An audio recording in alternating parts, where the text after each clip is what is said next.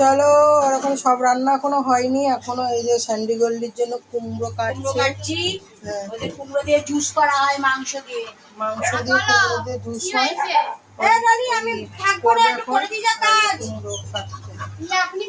আর এই যে ছোলা দিয়ে খাবো নিরামিষ বলে, ঠিক আছে।